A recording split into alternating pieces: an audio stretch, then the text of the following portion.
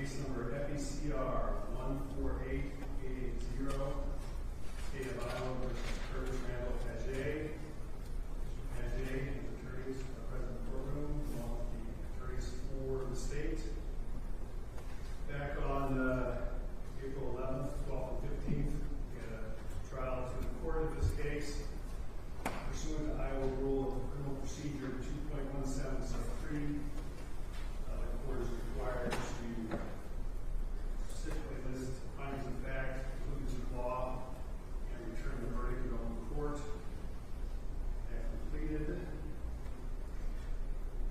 The verdict ruling in this case, it's an 11-page ruling. I will be reading that here in open court, and then it will be filed as part of the case file of this case. I will now read the verdict.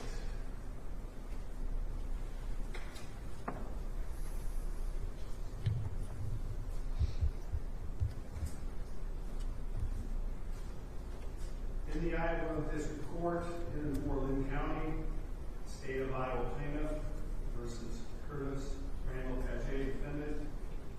Case number FECR 148880. Findings of fact, conclusions of law, and verdict.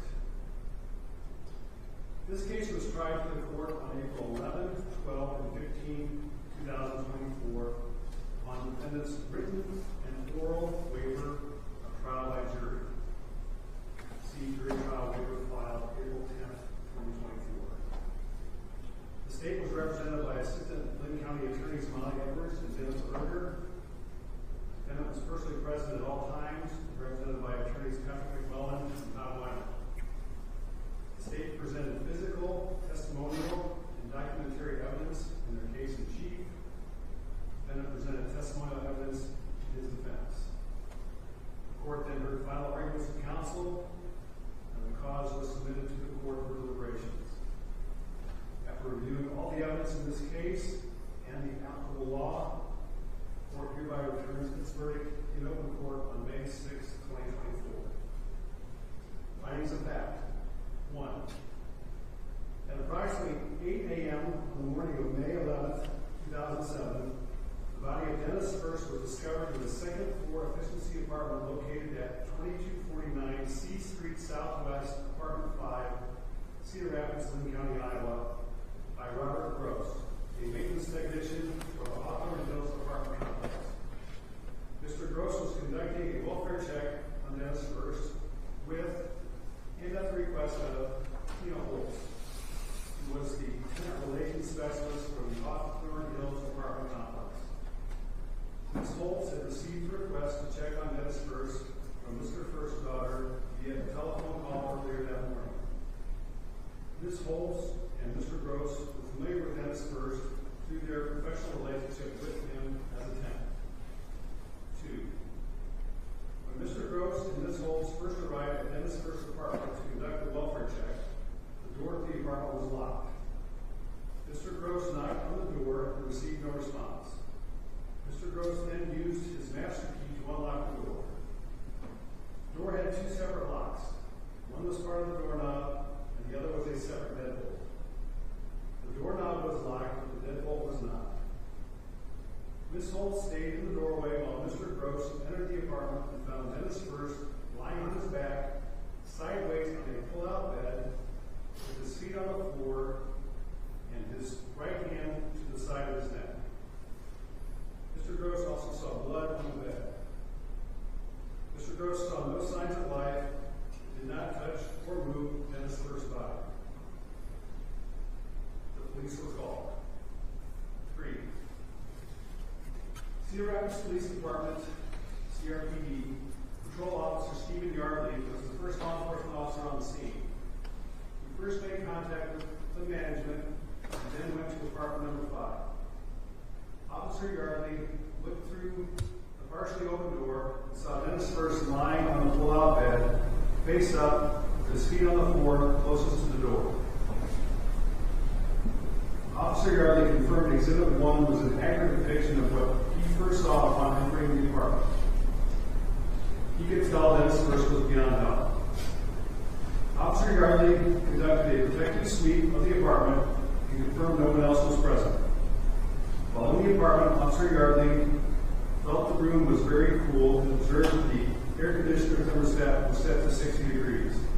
The outside temperature that morning was approximately 70 degrees. He observed blood on the cabinets and countertops in the kitchen portion of the efficiency apartment and located 2 oven mitts in the drawer next to the stove that appeared to be soaked with blood. Officer Yardley secured the scene pending the arrival of additional law enforcement personnel. One of the additional CRPD officers to arrive at the scene was Ron Johnson, who at the time was an investigator in the department's crime scene unit. When he arrived, 2 other officers and 2 paramedics were already on scene. Dennis' first body remained on the bed in the same position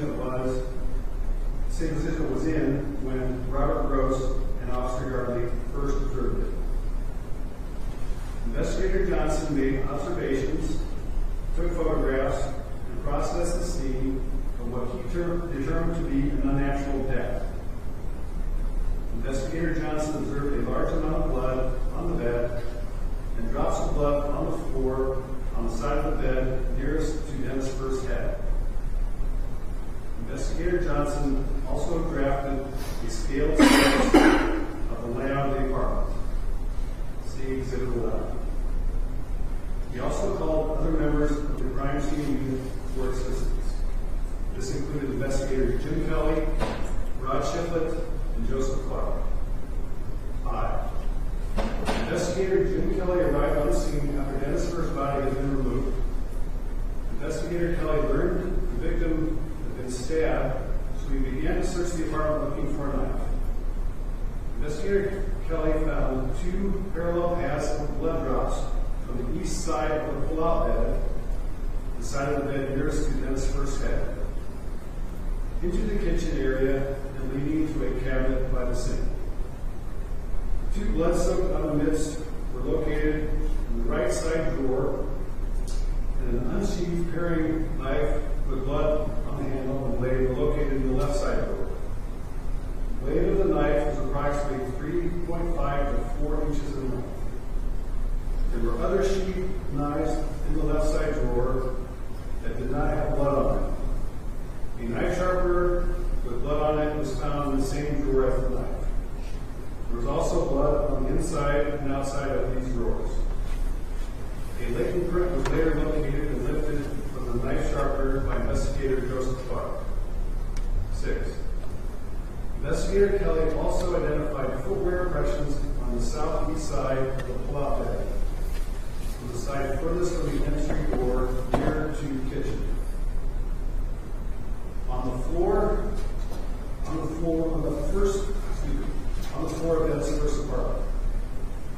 Copies of these footwear impressions were lifted, and tiles containing these impressions were removed from the floor and retained as evidence. At least one of these footwear impressions was made on top of a blood drop. Law enforcement checked the footwear of all persons known to have been in the apartment that morning, including the paramedics. None of the footwear was worn by any of the people matched the boot impressions located on the retained pieces of tile. Traces of what appeared to be blood were also observed in the hallway outside Dennis' first apartment and on the handrail of the stairwell. There were no signs of forced entry into the apartment. 7. The defendant lived on the first floor of the same apartment building as Dennis' first. As part of their investigation, law enforcement searched the defendant's apartment 4 days after the discovery of the victim's body. They seized several items during the search, including a pair of boots and a receipt showing these boots had been purchased 2 weeks prior to Dennis' first death. The police also seized a loofah sponge, shampoo, tan pants, a wristwatch with no band, and a separate watch band from the defendant's residence. Police also conducted a lumen well test in the defendant's bathroom. Traces of blood were discovered on the shower head and the loofah. None of Dennis' first blood was found in the defendant's apartment. 8. Law enforcement interviewed interviewed several people as part of their investigation, both immediately after Dennis' first body was discovered and over the years since then. Among the people interviewed were Mark Sender, David Colombo, and Catherine Zimmerman. Mr. Sender and Mr. Colombo were neighbors of both Dennis First and the defendant. Ms. Zimmerman was the defendant's girlfriend for a time after May 11, 2007. Mr. Sender would occasionally socialize with Dennis First. Mr. Sender briefly had contact with Dennis First for the last time on May 10, 2007 at approximately 12:30 p.m. outside Dennis First's apartment. Mr. Sender observed nothing out of the ordinary with Dennis First. Dennis First had no noticeable injuries, and Mr. Sender did not see anyone else in Dennis First's apartment. David Colombo went to the apartment below Dennis First in May 2007. He knew both Dennis First and the defendant. Mr. Colombo testified he heard Dennis First and the defendant arguing in Dennis First's apartment in the early morning hours of May 11, 2007. However, despite talking to the police in the days/weeks after the body of Dennis First was discovered, Mr. Colombo did not report this argument he heard between Dennis First and the defendant until approximately 2 years later. Nevertheless, his reporting of this argument has been consistent since he first disclosed it. 9. Catherine Zimmerman met the defendant on May 12, 2007 at the Hawthorne Hills Apartments. She did not know Dennis First. Shortly after Ms. Zimmerman and the defendant met, they began a gay relationship which lasted 2 years. They briefly rekindled their relationship in May 2010, but have not spoken since then. According to Ms. Zimmerman, the defendant and Dennis First were good friends. During their time dating, and on the anniversary of Dennis First's death, the defendant would cry. This prompted Ms. Zimmerman to ask the defendant on more than one occasion if he killed Dennis First. At least one time, the defendant responded by saying, quote, no, unquote. Around Memorial Day 2010, the defendant was drinking and got into an argument with Ms. Zimmerman. He held a knife to the right side of his neck and said, quote, this is how Dennis died, unquote. This prompted Ms. Zimmerman to again ask the defendant if he had killed Dennis First. The defendant responded by saying, quote, I wouldn't tell you because you would go and snitch on me, unquote. Ms. Zimmerman also discussed the time when the defendant claimed he was with Dennis First and the defendant blacked out and did not know what he was doing. 10. An autopsy was performed on the body of Dennis First at the office of the state medical examiner on May 12, 2007, and a report of the autopsy results was received in evidence. See Exhibit 51. Dr. Jonathan Thompson testified as to the findings and conclusions of the autopsy report. The autopsy was completed by Dr. Julia Gooden, who is now deceased. The autopsy confirmed the identity of the body as being Dennis First. The autopsy also revealed that Dennis First had severe multiple blunt force injuries to his head and chest, including 2 broken ribs, a fracture of the nasal bone, bruising under the scalp, and multiple contusions, abrasions, and lacerations. The cause of death was determined to be a 3.25-inch cutting/stab wound on the right side of the victim's neck, which caused 2 separate punctures to the jugular vein. The manner of death was homicide. 11. Law enforcement completed forensic testing on several pieces of physical evidence obtained as part of the investigation into Dennis First's death. Investigator Ron Johnson conducted an analysis of the latent fingerprint found on the knife sharpener located in a kitchen drawer in Dennis First's apartment. Investigator Johnson was a certified latent print examiner at the time who conducted this analysis.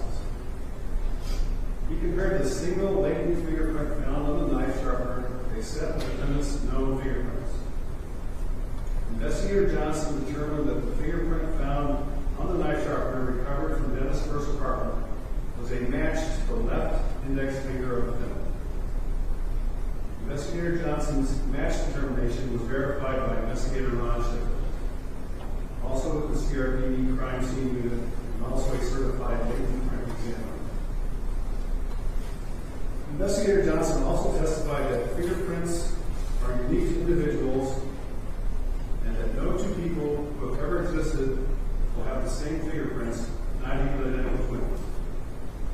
Investigator Johnson also testified as to the fragility of fingerprints and how many factors, including physical surfaces, movement, and environmental factors, can determine if a fingerprint would be left in a certain location or on certain objects. These same factors can also easily result in the distortion or destruction of fingerprints.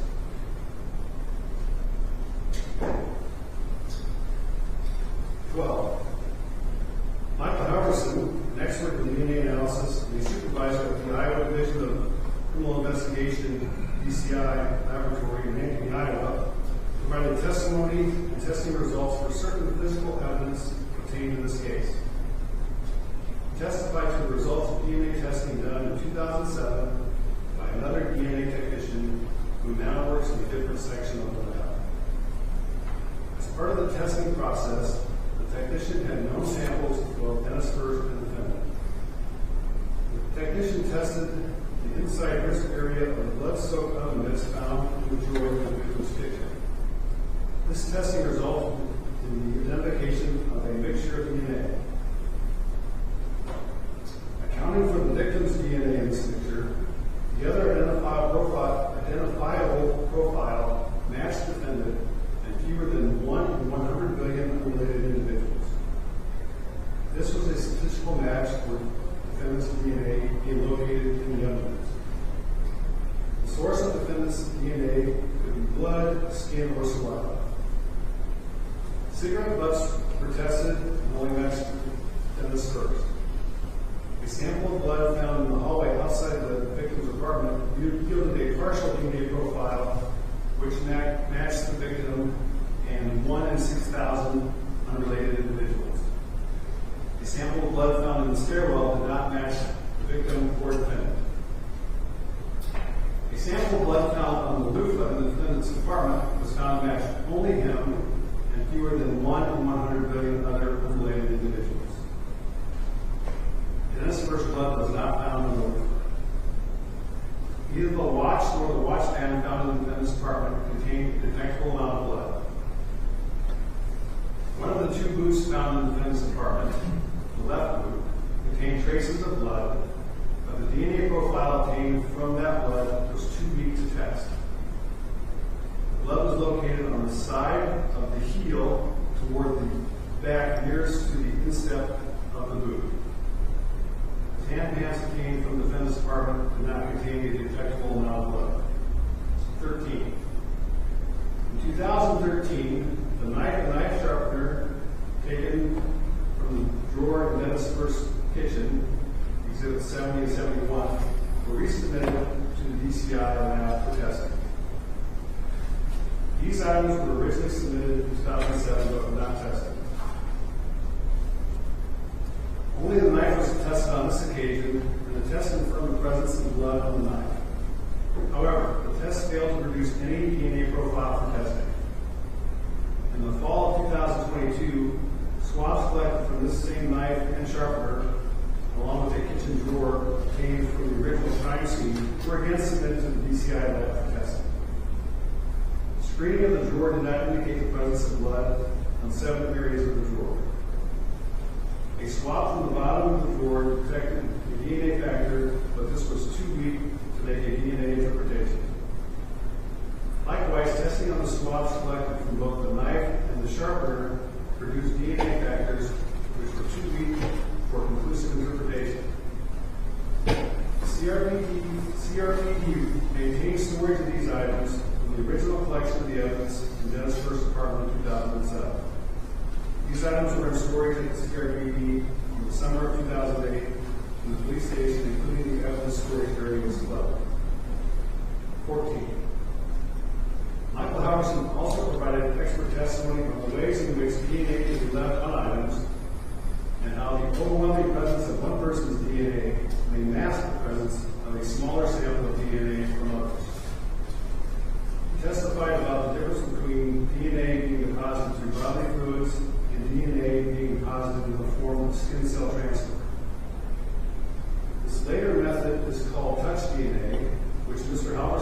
described as, quote, a gift, not a gift, unquote. Touch DNA is not as robust of a sample as blood-positive DNA because the cells left behind from an item or a person being touched do not contain as much DNA as is present with bodily fluids. As a result, any DNA left behind via the touch method leads to a weaker DNA sample. Mr. Halverson also testified that mixtures of DNA from multiple donors are sometimes problematic. DNA testing technology allows for the identification of a two-person mixture and sometimes a three-person mixture, but any more than that cannot be reliably differentiated. Additionally, DNA results that can be conclusively interpreted from a sample containing a mixture of DNA are less exclusive than testing done on single donor samples. Finally, a sample that contains a more prevalent amount of DNA from one donor can cancel out or mask the presence of DNA from other donors. This means that a test for the presence of DNA may not always identify DNA from other donors that are actually present at the time being tested. 15. Dennis Kern is a former criminalist with BCI who is now retired. He worked in the identification division of the lab and is an expert on footwear impressions. He was randomly assigned to examine the footwear impressions obtained from the victim's apartment and compare them to work boots seized from the defendant's apartment. Mr. Kern prepared two separate reports on his analysis of these boots, one in 2007 and another in 2013. The 2013 report was completed for the purpose of clarifying some typographical mistakes contained in the original report. Mr. Kern testified that in examining footwear impressions after matching for shoe size, that unless there was a defect in the mold that produced the outsole or a randomly acquired characteristic that developed from the wearing of the shoe, the most an examiner can say about a footwear impression as compared to a known shoe is that the impression was made from a shoe that was produced using the same manufacturer's mold as the known shoe. The examiner does this by looking at tread elements and stippling. 16. Mr. Kern compared various footwear impressions that were either photographed, lifted, or preserved as part of floor tile extracted from Dennis' first apartment. Mr. Kern examined these footwear impressions contained on the floor tiles, Exhibit 74.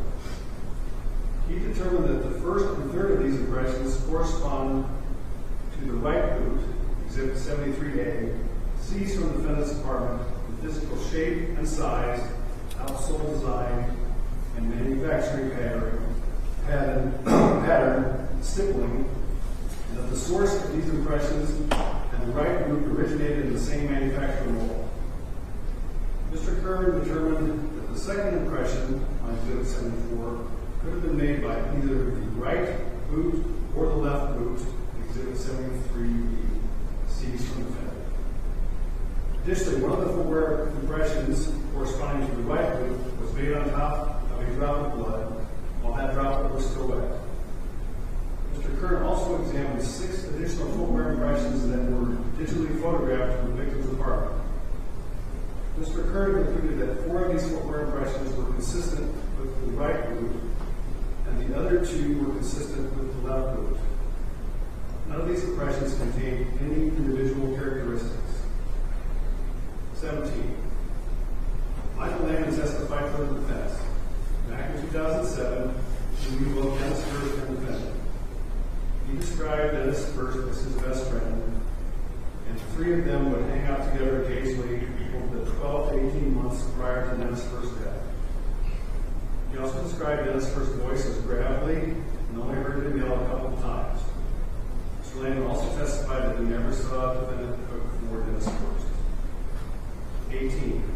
Additional facts relevant to the court's verdict are contained in the analysis section below.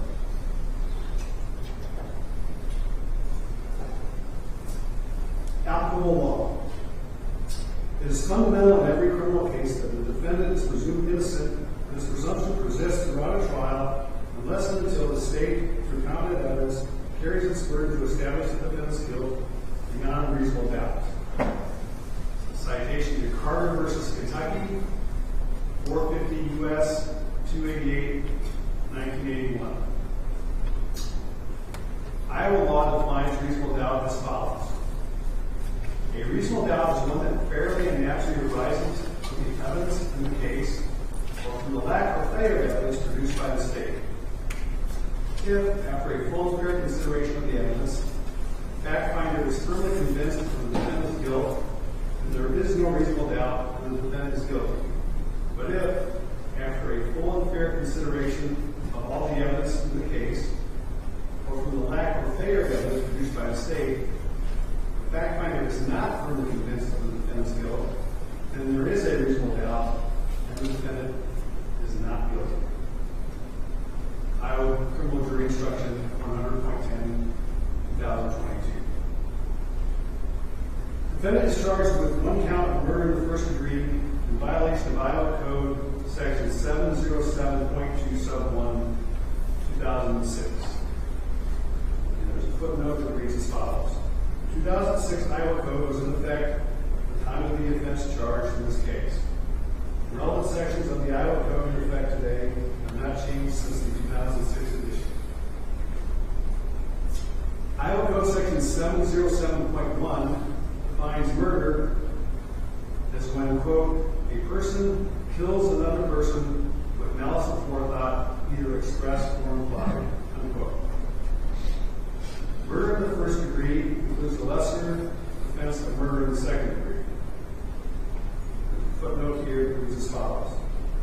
Under Iowa Code Section 802.1, neither murder in the first degree nor murder in the second degree is time barred by a statute of limitations. However, other lesser included offenses that would normally apply for a charge of murder in the first degree are not applicable in this case because prosecution of those offenses is time barred under the 3-year statute of limitations contained in Iowa Code Section 802.3. Iowa Code Section 707.2 sub 1 provides a person commits murder in the first degree when the person commits murder under any of the following circumstances. 1. A person willfully, deliberately, and with premeditation kills another person. To establish the defendant's guilt, the burden is on the state to prove each of the following elements of murder in the first degree beyond a reasonable doubt. 1. On or about the 11th day of May, 2007, the defendant inflicted blunt force trauma upon Dennis First and or cut/stab Dennis First in the neck, piercing his jugular vein. 2. Dennis First died as a result of blunt force trauma and or the cutting/stabbing of his neck. 3. The defendant acted with malice aforethought. And 4. The defendant acted willfully, deliberately, premeditatedly, and with a specific intent to kill Dennis First. Iowa Criminal Jury Instruction 700.1. Malice is a state of mind which leads to intensely. Malice is a state of mind which leads one to intensely do a wrongful act to the injury of another out of actual hatred or with an evil or unlawful purpose. It may be established by evidence of actual hatred or by proof of a deliberate or fixed intent to do injury. It may be found from the acts and conduct of the defendant and the means used in doing the wrongful and injurious act. Malice requires only such deliberation that would make a person appreciate and understand the nature of the act and its consequences, as distinguished from an act done in the heat of passion. Iowa Criminal Jury Instruction 700.7.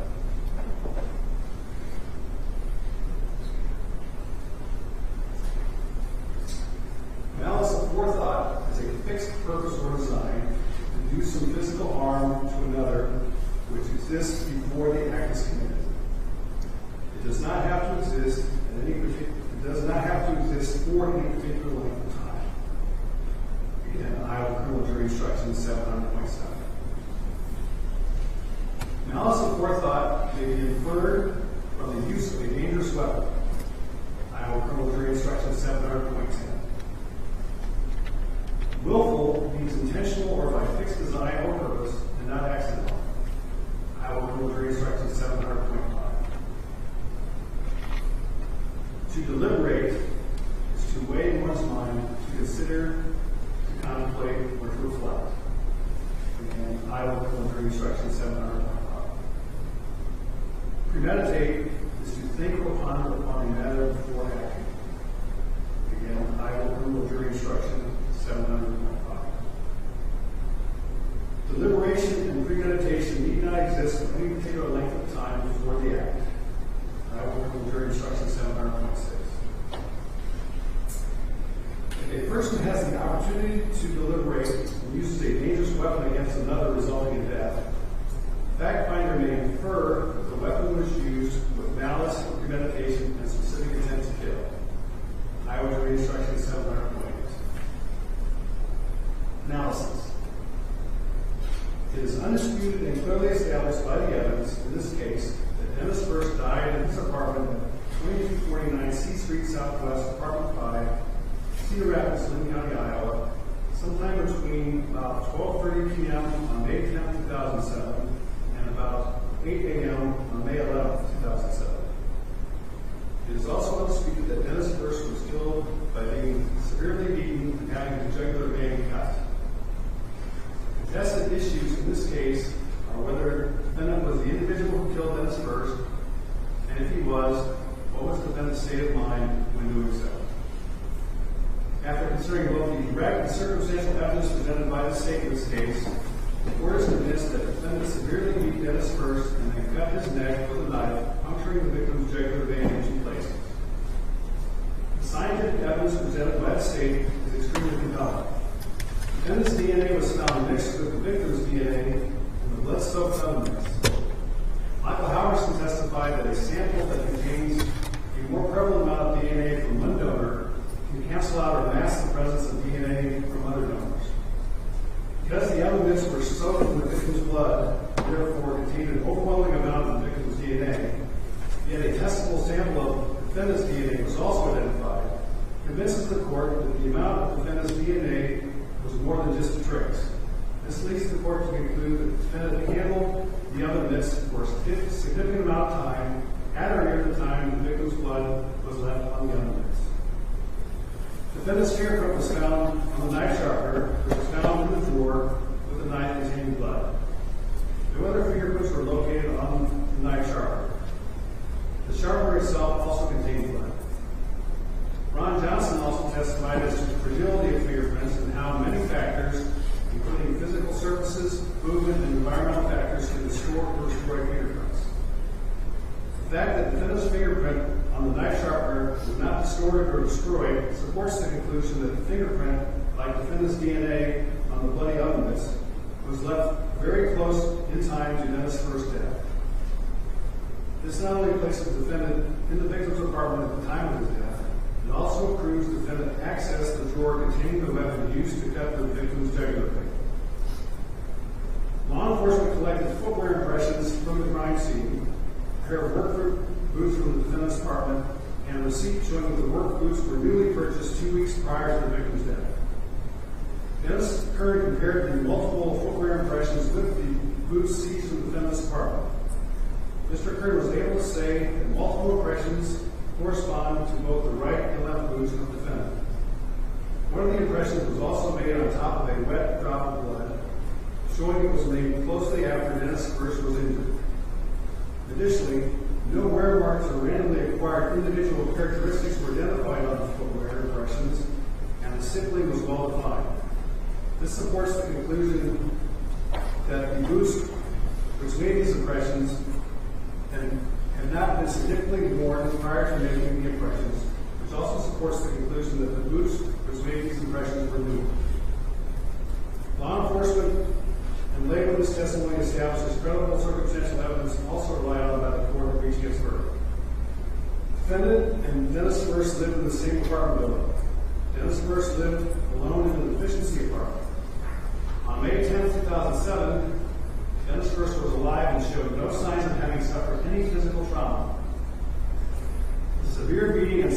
stabbing / cutting of his neck took place in the victim's apartment. There were no signs of forced entry, which indicates that Dennis first knew his assailant and led his assailant into his apartment. And I have a footnote here that reads as follows. David Palumbo testified he heard Dennis first and the defendant arguing in Dennis first's apartment in the early morning hours of May 11, 2007.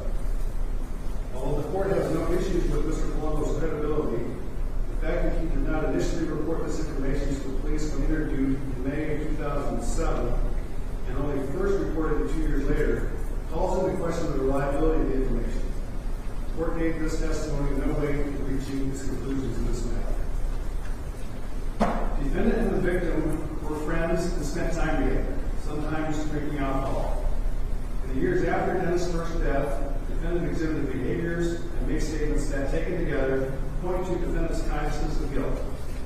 On the anniversary of Dennis' first death, the defendant would cry.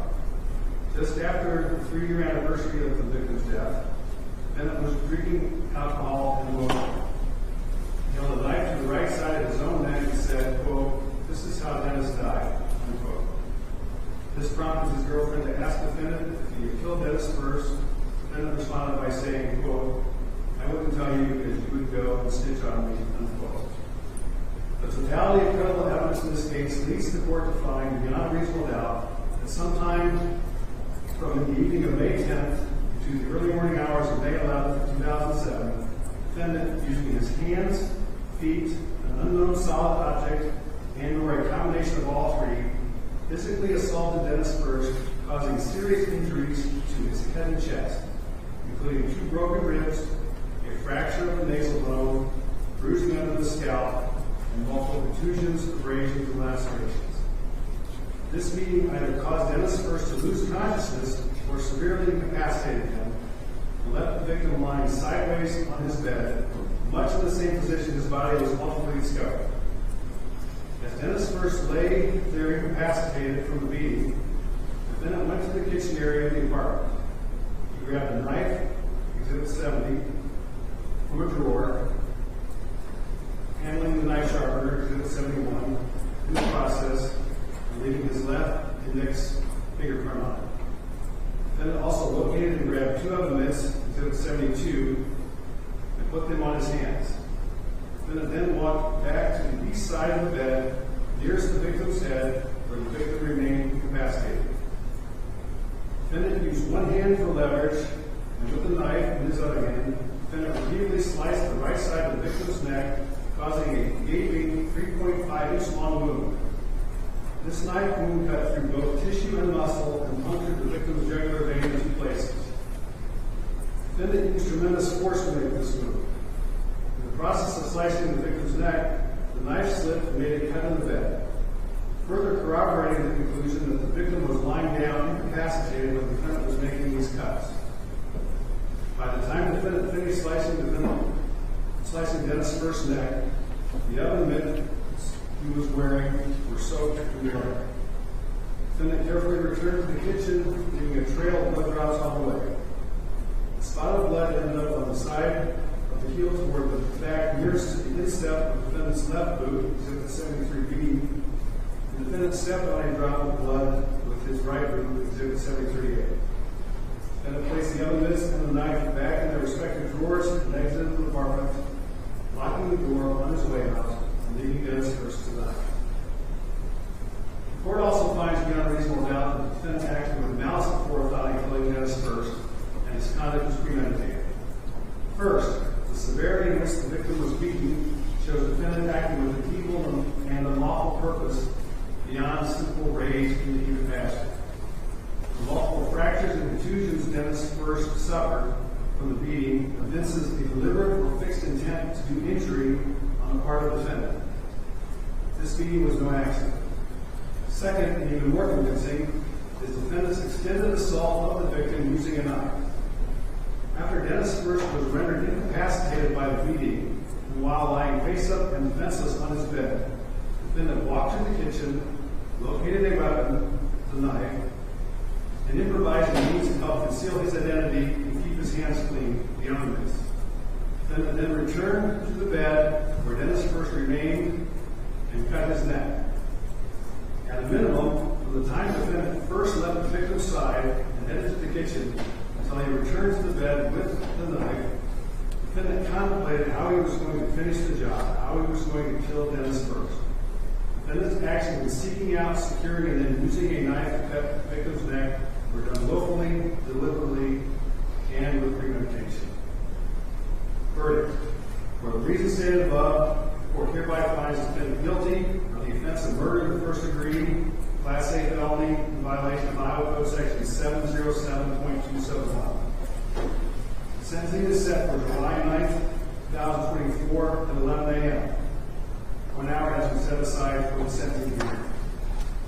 If either side believes more time is needed, they will contact the other party and court administration to reschedule the hearing.